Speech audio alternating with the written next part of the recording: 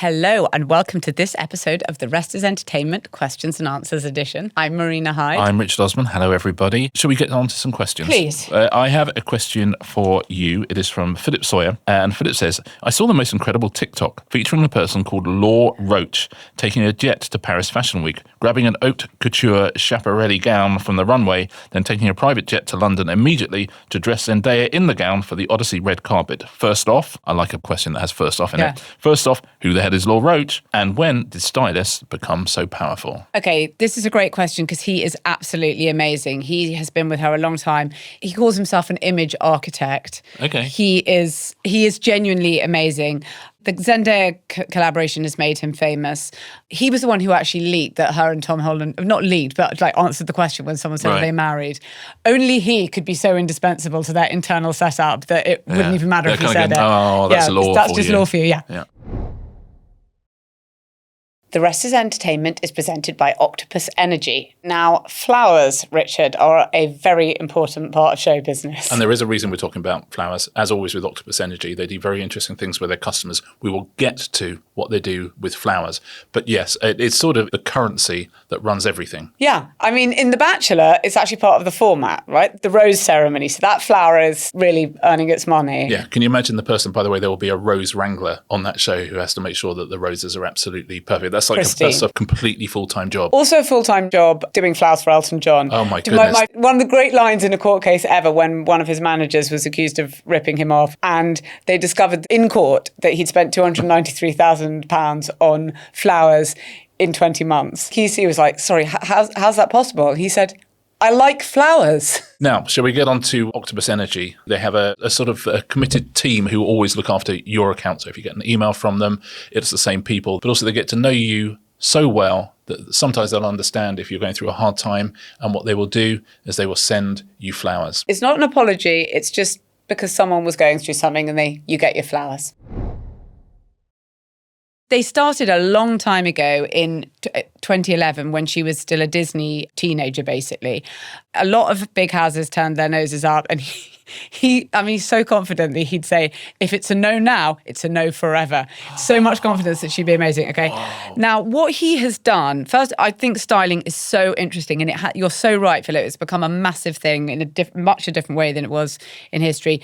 He has really pioneered that theme dressing. In the old days, it was like a bit naff. Like if sort of Kate Middleton went to Wimbledon and she was in a white dress, or she got off a plane and she looked a bit like an air stewardess, it's like, He has rescued this thing from taboo, along, by the way, with Andrew Mukamal, who's Margot Robbie's stylist, which you remember the Barbie tour. This theme dressing. Do I remember Well, it? you do remember. No, I don't. You don't? Okay, well, she dragged that movie around the world. She was in a pink outfit for everything, and it was a huge, huge thing. It's a big part of the publicity. If you look at something like Challengers, like Zendaya was always in all this kind of tennis stuff, and instead of being naff, it was just kind of endlessly reinforcing. What he understood was how to go viral. He quickly saw that he did psychology at college. He comes from a sort of pretty difficult background. He understood that to get the best clothes, you needed to create the greatest moments. And he has the most extraordinary process. Like he can spend over a year on one outfit, developing it. It's like the development of a script. For one of the Dune things, Zendaya saw this kind of corset, a molded corset, and said, could we do this bit in a dress? So they changed the colour to a kind of sand dune colour. He really only does her now. He occasionally will do it. Really? Yeah, but you're really lucky with her because you've got an amazing principal who obviously is incredibly beautiful. And they must really trust but also each other. sells it, and will do very, very out there, really out there things. She's been in sort of robotic costumes, amazing things. He has an encyclopedic memory for archives. So one of the other things that you want stylists to do is like pull stuff out of nowhere, and it's not like the thing that's just come down the catwalk and basically anyone can buy or get. And you're very right, Philip, to say that they've become much more powerful. There has been a huge shift in power from editors and magazines in general.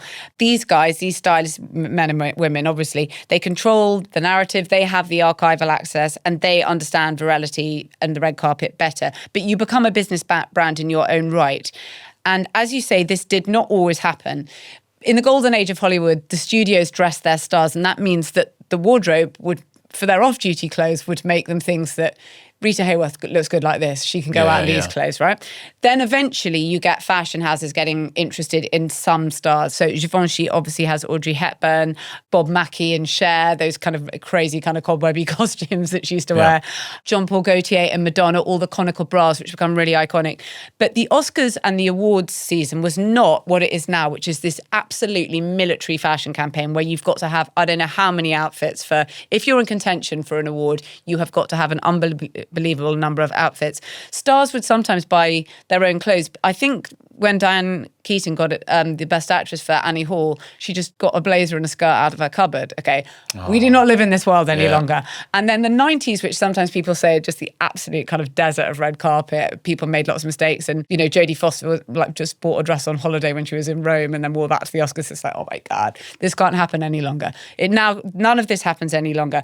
There are certain moments in styling that are so amazing that they lead to kind of or they certainly precipitate technological advances. J-Lo, when she wears to the Grammys this tropical print, green, plunging Versace dress, which you probably remember me just from me describing it, but that was the most popular... I remember you describing it. You remember me describing it? Yeah. But it was the most popular Google search ever at the time. Okay. In response to the fact that Google realised that people didn't actually just want to hear people like me describing it. Yeah. They wanted to see it. They launched their image search function off the back of it. No. Okay. And then you get all these other stylists that come up and they become famous, like Rachel Zoe, who became that's a real Y2K aesthetic, and she was doing like Nicole Richie and Lindsay Lohan, all those sort of things.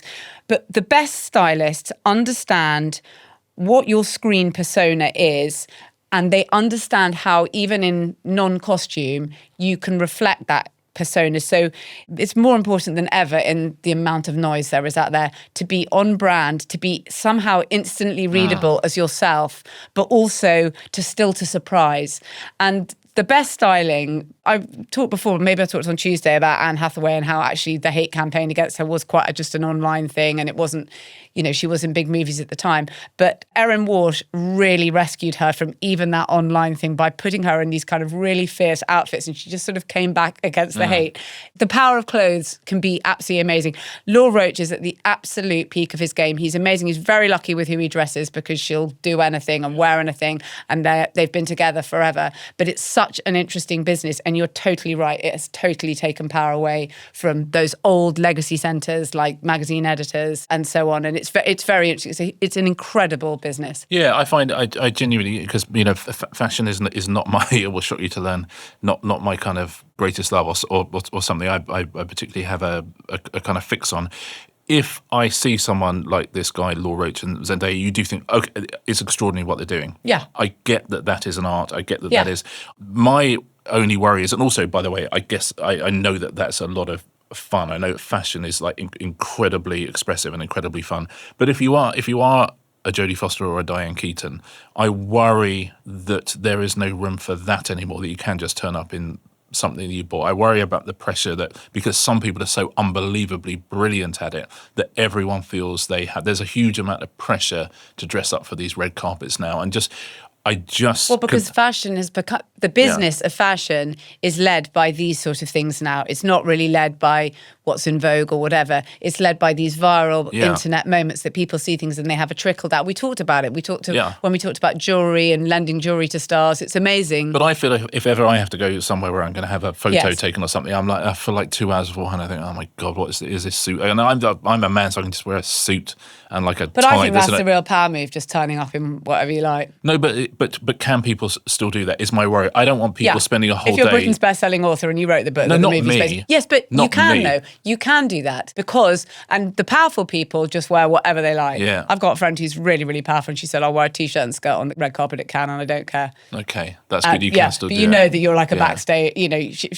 She's taking 4 films there, whatever it may be. Yeah. The powerful people don't have to be like that. But if you're so front much, of house, it's hard. I mean, I'm always glad. If you love it, I absolutely see. If you're Zendaya, I 100% see that is like a huge positive. What a lovely way to express yourself. But I do think, oh my God, it's hard to be a celebrity. It must just be so Well, it just takes so long. I remember when we talked about the Devil Wears Prada thing, like there were so many women there who I just thought, my God, this has been your whole day getting ready. And I'm so glad my face isn't my fortune but it's such a lot for you to do. But it is, it's part of that is your business. And it's tricky. I mean, I'm glad it's not me. I agree. Oh, this is a very good question, Richard. Ellie Stanhope says, I saw in The Guardian that 9 of the 10 best-selling fiction paperbacks in the UK last week have one thing in common. A woman is murdered.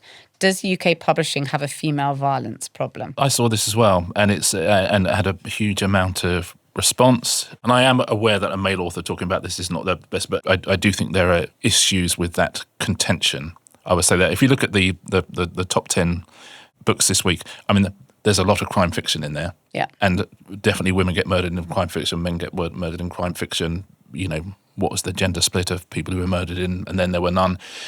So definitely there is definitely a subgenre of books which are written by women principally for women readers that are about women in peril. That's for sure. But you actually look at the list. It's slightly disingenuous to say it. Firstly, I mean, I'm on the list. I'm in the top 10, and a woman isn't murdered in my book. So factually, I can't speak for everyone else, but there isn't one in my book. Oh dear. So fine. There's Robert Galbraith there. J.K. Rowling, and she's murdered so many different people in her time. There's Claire Douglas. I mean, almost all these books are written by women, by the way. They are predominantly read by women as well. And then I keep seeing comments that say, yes, but who is commissioning them? Who are the editors?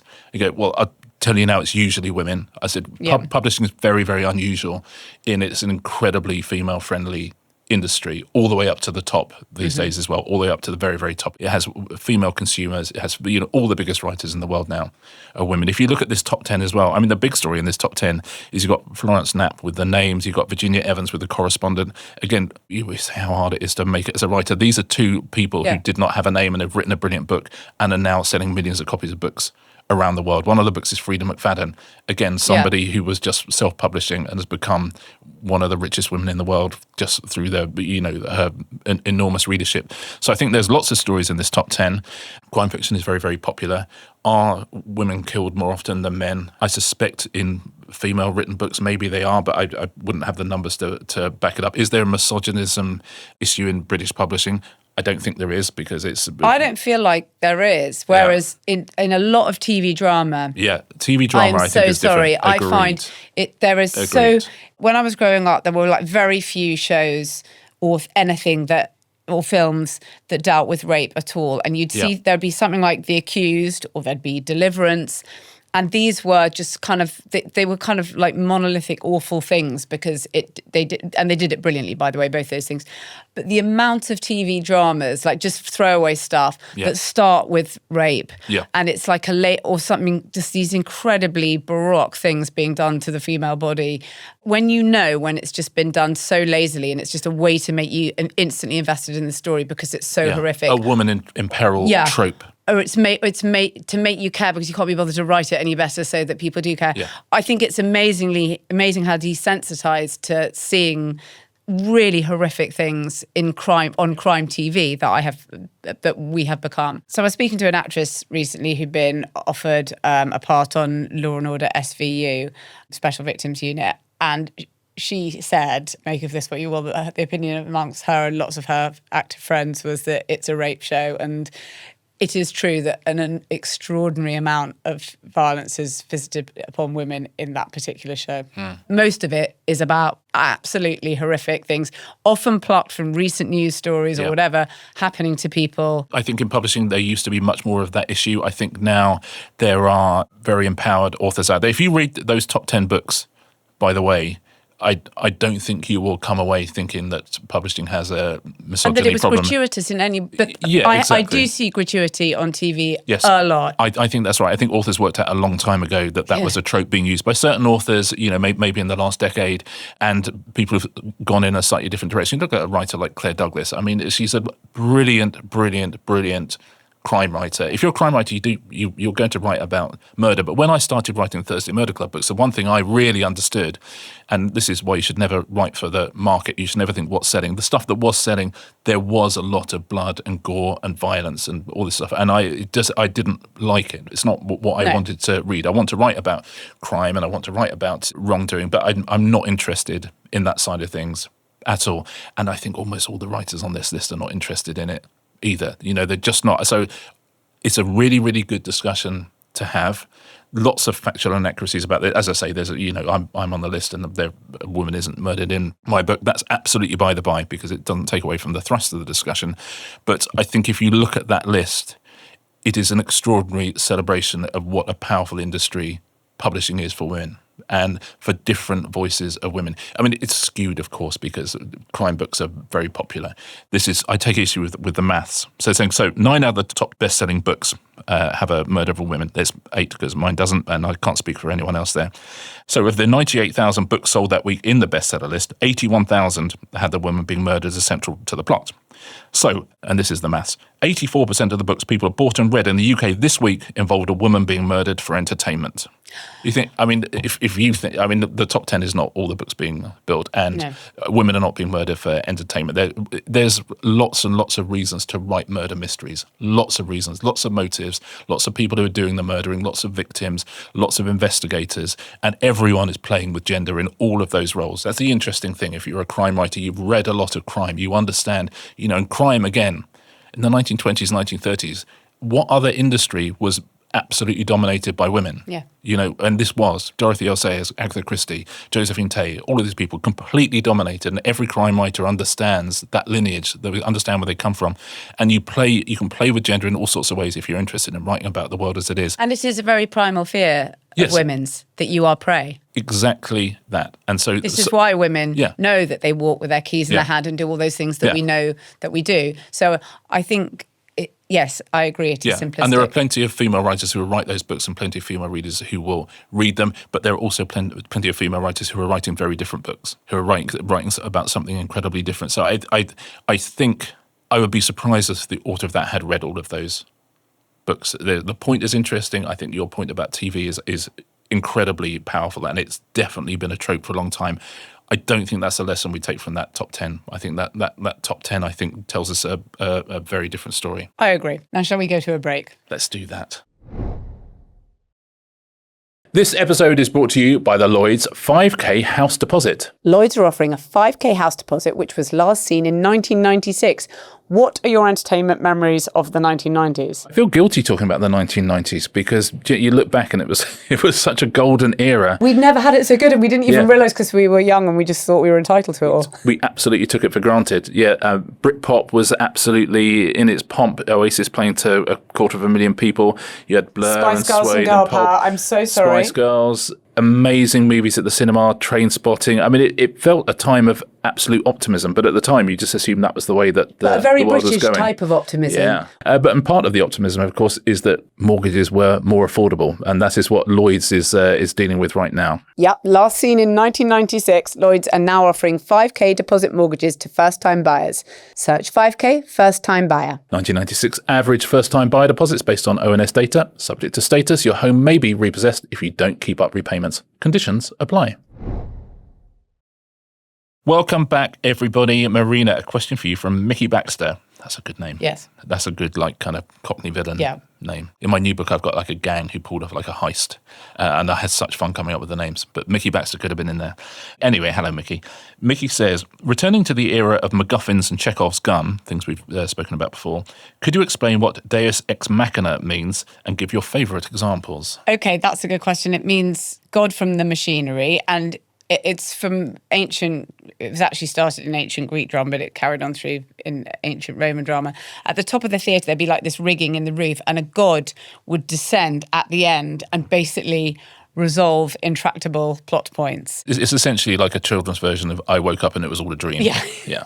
And it was, obviously, as I say, it's used a lot in ancient Greek. Euripides does it a lot. Medea ends like that, or Orestes ends like that. So it's not my favourite way. We asked me for favourite examples. It's not my favourite way to resolve a plot at all. But it's essentially when a writer can't end what they've got and they go, I tell you what, Yeah. Well, I agree. When it's done really well, you wouldn't really notice it was happening at all. There's some quite fun ones, but I'm not going to The Spanish Prisoner, there's something that happens at the end of that, which I love, which is a David Mamet movie. If you haven't seen it, see it, but I'm not going to give away anything of that. The end of The Lost Boys, I quite like. But again, if you're a great writer, you can play with the fact that Deus Ex Machina is supposed to be lazy and it is a trope, and so you can have fun with it. Well, Charlie Kaufman, in adaptation, the Spike Jonze movie, Charlie Kaufman, who the Nicolas Cage character, Charlie Kaufman wrote it, but Nicolas Cage is basically playing him. And he gets told by his writing guru, who is the famous Robert McKee, the writing guru, but played by Brian Cox, just never to use a Deus Ex Machina.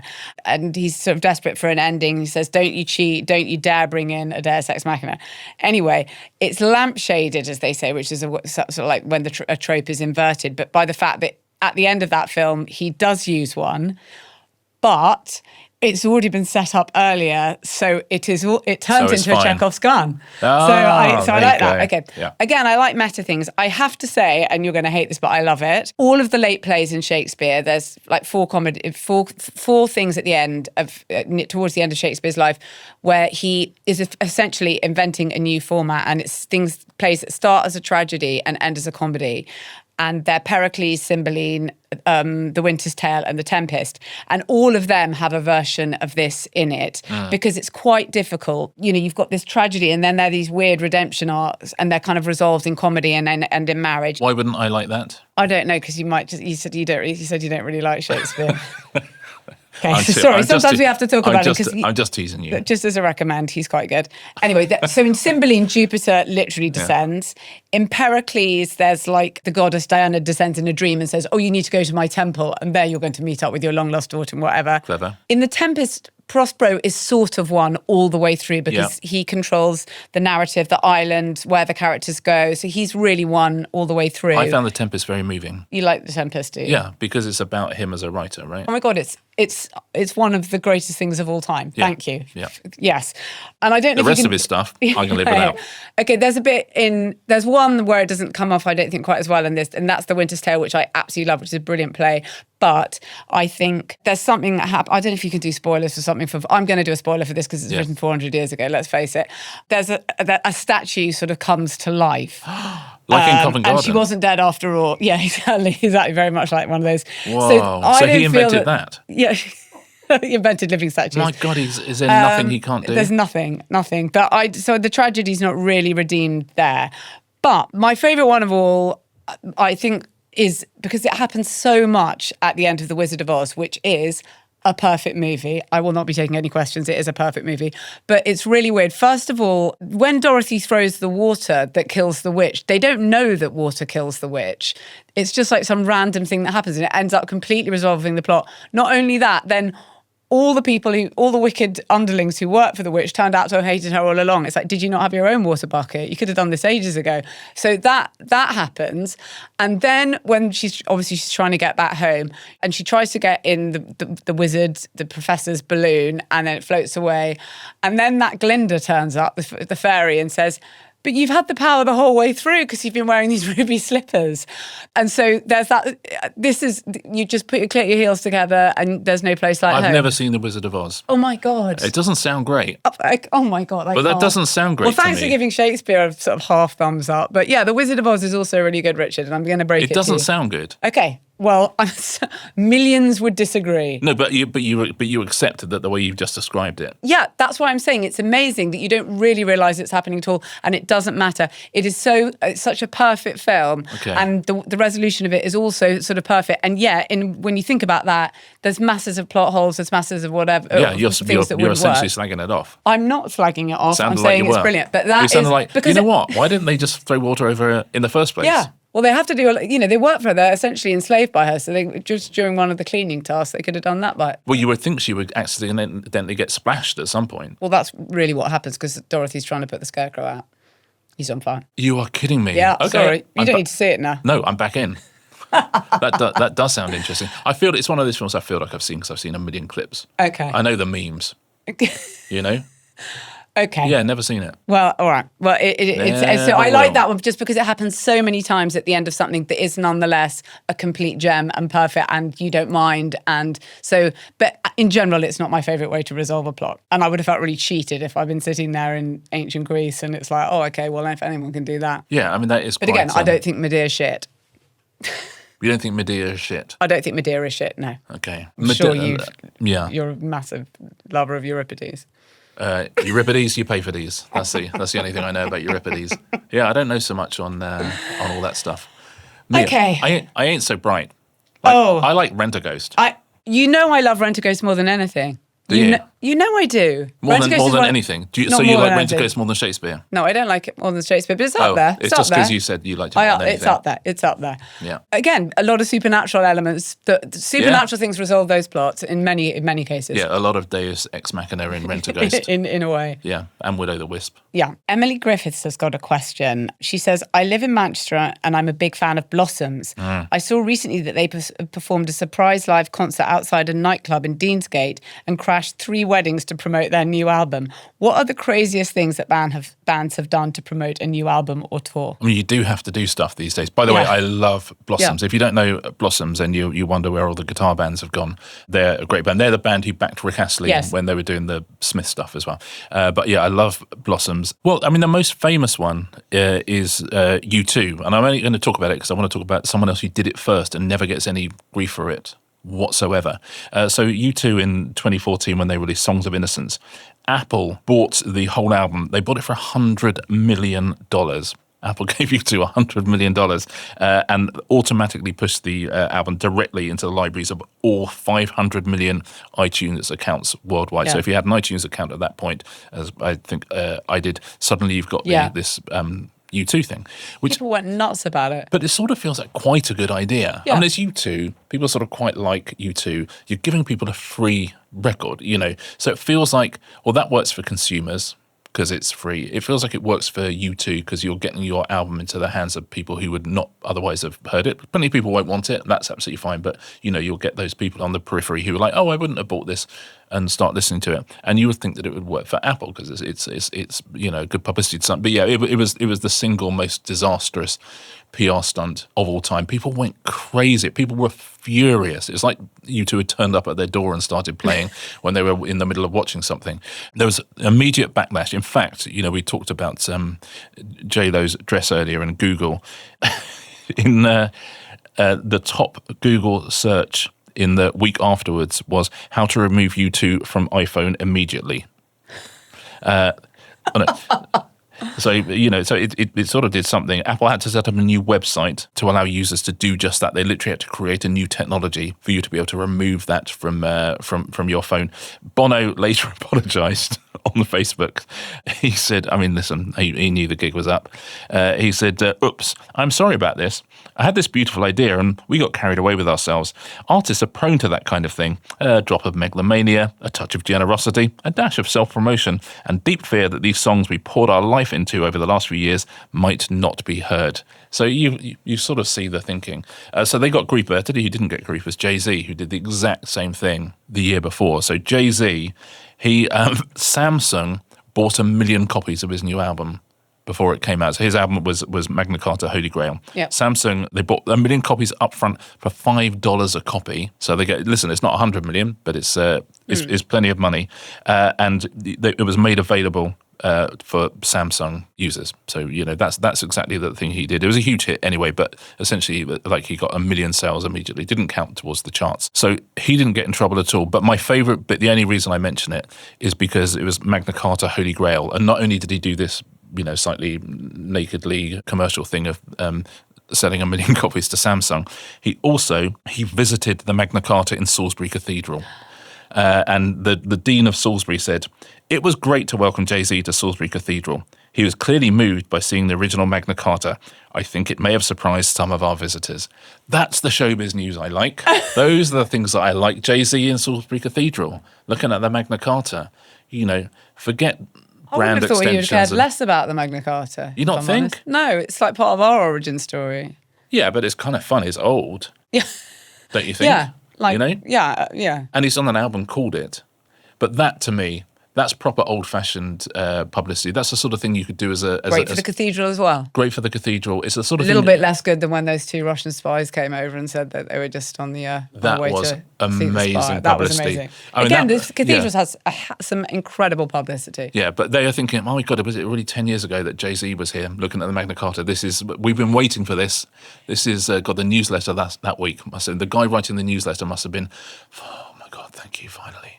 I've got something to talk about. But anything that could be a VT on Bargain Hunt, I think that's the kind of publicity I like. I like for an album. The Samsung stuff, less so. But yeah, in a world in which Blossoms, as you say, they crashed these weddings and it was very charming and they're very, very, very likeable boys. So I'm going to repeat the name of the Blossoms album because I think people will love it. You can listen to it wherever you want. Songs from the Wedding Cake. It will not be downloaded to any of your devices without anyone asking. It's not released till October, but if you don't know Blossoms, check out Blossoms immediately. I will say that. And big up to Jay-Z for enjoying Salisbury Cathedral so much. Not the first, not the last. Right, I think that winds us up for today, but we would love to hear your questions as always. The email address is therestisенtertainment@goalhanger.com. Please send us your inquiries. Anything you find, the kind of stuff we like talking about. Yeah. You get it. Shakespeare, Rent a Ghost. The kind of things we're interested in. Best ever episode of Rent a Ghost. Oh, okay. No, we can't. We got to go. Too long already. Yeah. All right. Thank you so much. We will be back next week. But if you haven't listened to Richard's great bonus series, remind us again. This week it is the World Cup of TV theme tunes. I'm with Bella Hull and Ivo Graham. It's a lot of. They were really good fun, the two of them. And yeah, it's just an excuse to have a wallow in pop culture, but with a competitive element at the end, which obviously I think makes everything better. And the first 10 minutes are available free as well. You can have a little listen and see if it hooks you in. Perfection. Yeah. All right. Other than that, we'll see you next Tuesday. See you next Tuesday.